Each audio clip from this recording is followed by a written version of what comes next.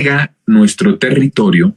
a las células del crimen organizado, en donde no solamente, porque recuerden que Calderón entra al negocio del crimen organizado,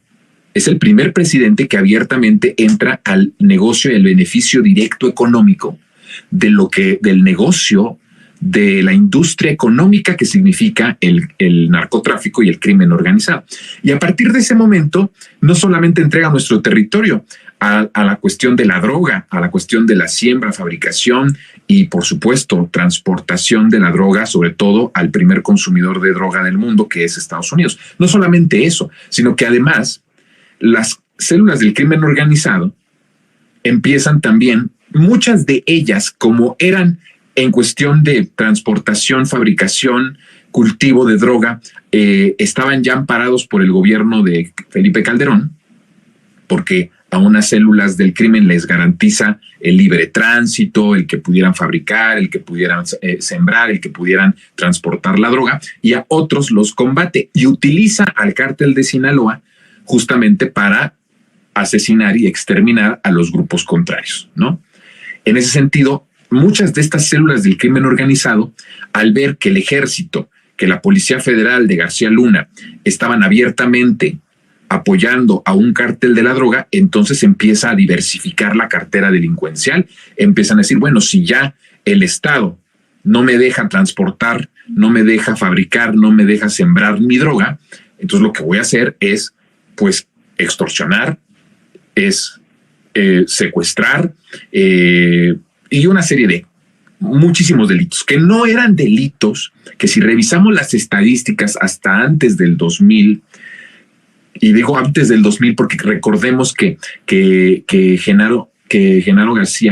García Luna tenía o empezó desde el priismo, pero muy protagónicamente en lugares estratégicos que permitían el negocio de la droga en nuestro país desde los gobiernos panistas. Entonces, a partir de 2000 empezamos a ver un alza en diferentes delitos que no eran delitos que tuvieran un impacto en el país hasta antes de la llegada del panismo, y empiezan a crecer todos estos delitos. Entonces, estamos viendo ese contexto con todo lo que esto significa, ¿no? Porque estamos dejando en claro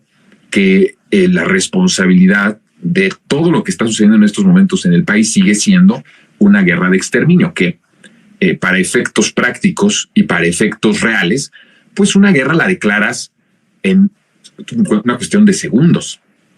pero parar la guerra lleva incluso décadas.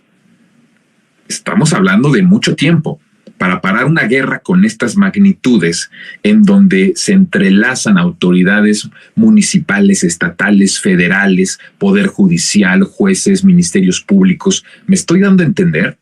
todo lo enraizado que está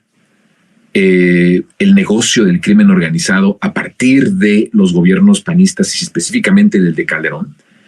Para cambiar toda esa estructura y cambiar toda esa lógica,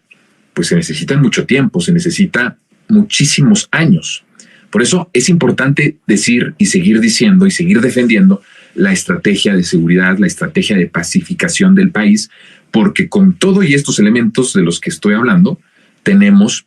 cifras muy esperanzadoras. Pero a ver, centrémonos en esta parte del Estado de México. ¿Y qué es lo que estoy diciendo? La extorsión se ocupa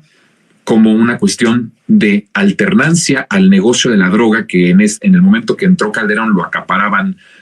cárteles de la droga, específicamente el cártel de Sinaloa, pero otros también, porque acuérdense que los cárteles de la droga, los más dominantes, tienen células locales en diferentes partes de la República o en distintos territorios que ayudan a la hegemonía o a la dominancia de estos cárteles de la droga. Entonces, cuando